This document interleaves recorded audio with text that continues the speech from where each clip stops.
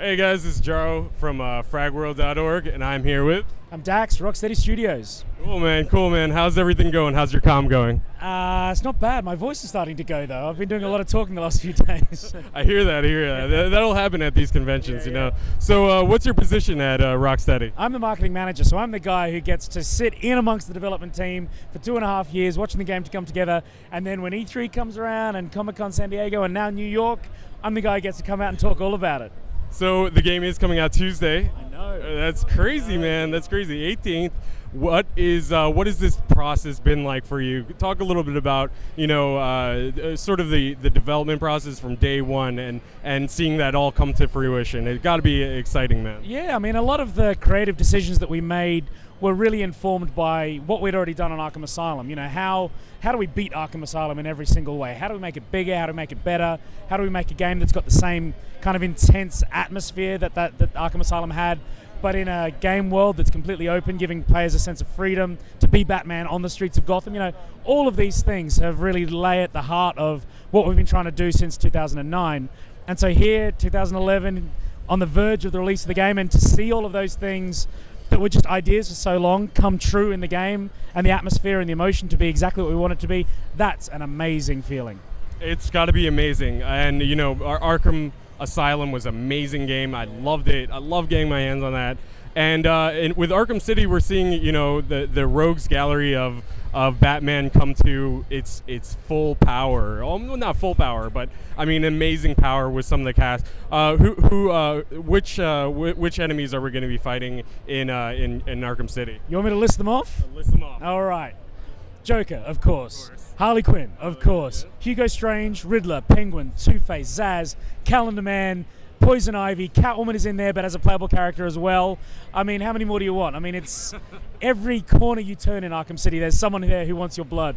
And that's really how we managed to offer an open world game, but maintain that kind of intense atmosphere that we'd established in Arkham Asylum, but by blowing the roof off at the same time, you know? So that was a real difficult conundrum and challenge for us to maintain the sense of intensity, but also offer like amazing navigational freedom. And by loading Arkham City with every supervillain we could think of was the solution, and I think we pulled it off brilliantly. Yeah, man, I'm really excited to see Calendar Man make an appearance in this, and yeah, I mean, he's one of my favorite villains, and he's so cool. I mean, how could you not love him? And you know, yesterday at the panel, the creative directors and audio directors were talking about designing the open world. Yeah. And how was that sort of a challenge, and how did you guys and your team really bring together the world of Gotham and make it feel very much like Batman? Yeah, well, you know, with Arkham City, the hint is really in the name. You know, the city itself was like a character to us. You know, sometimes it loves you, most of the time it hates you, it's hostile, it's cruel, but you get to know it well. You know, the experience of the game over about 40 hours of gameplay to 100% it means you really get to know the world that you're in. You know, Arkham City becomes like a difficult friend.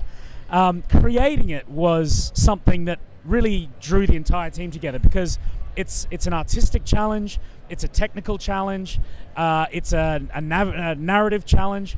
Everyone on the team really contributed in some way to making the city as believable and realistic as it needed to be. I mean, the engine that we use, the Unreal Engine from Epic, is an amazing bit of technology because it does detail so well. And I think that's why Arkham Asylum really grabbed people so profoundly, because every inch of the way, and you move sort of slowly in that game, every inch told a kind of story, and there was a lot of amazing detail kind of pixel by pixel. We wanted the same thing in Arkham City, but in a game world that's 5 times bigger.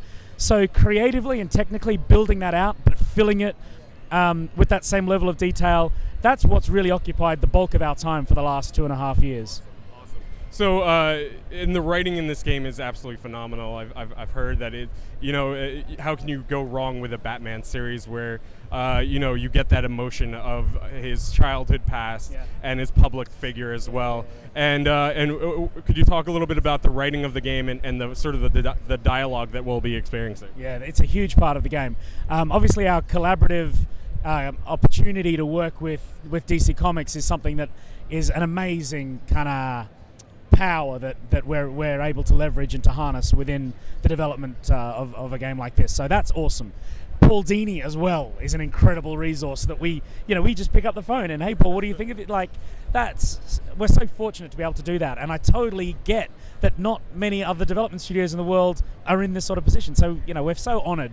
But in terms of how it works, we've got our own narrative designer, Paul Crocker, who's also named Paul. This what makes it confusing. Within Rocksteady, so the two Pauls work together, and between them, they've kind of got the DC side, the narrative side, and the gameplay side all covered off. So there's the writing of the kind of high-level story, and then there's the breaking down of the dialogue that's happening moment to moment in the game on a kind of micro level. So we've given Batman a new extension to his detective mode called Surveillance, and as you're gliding through the streets, your surveillance system will lock onto communications that are happening down in the streets. So thugs just talking to one another, maybe they've heard a rumor that, I don't know, Harley had a sex change or something. They'll just be musing on stuff. And then you'll do something in the game, like the bell tower of Gotham Cathedral blows up, you kind of dive out right at the last minute, and as you're gliding on, all these guys are then talking about something that you just did.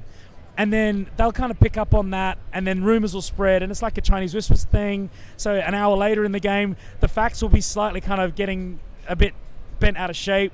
So the story is coming at you all the time through this rumor mill that exists among the population of Arkham City. And that's just an awesome idea. And to be able to execute on that, and for that to be the way that we tell story, on top of the cinematic sort of moments as well, like, gamers are going to love that. That's a real big thing. And I'm loving it already. I'm just listening to it. This game sounds amazing. Before we take off, who's your favorite villain in the Rogues Gallery, or who do you relate to the most? Oh, I've always been a big Riddler fan, and I've got to say it's because of the Jim Carrey Riddler. Like, I just thought he was awesome. Yeah. Our interpretation of Riddler is totally different. So it's not like I look at our Riddler and go, I wish he was more like Jim Carrey's interpretation, because I think they're both brilliant.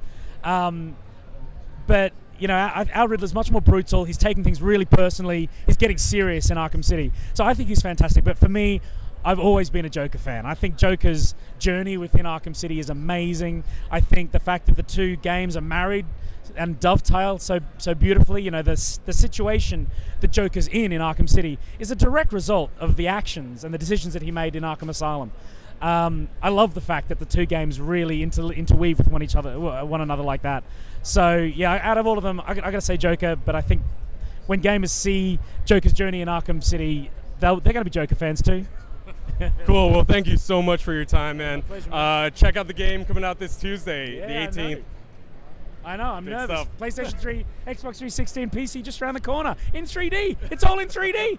Amazing. All right, take care. Cool, All right, thanks a lot, man. That was great.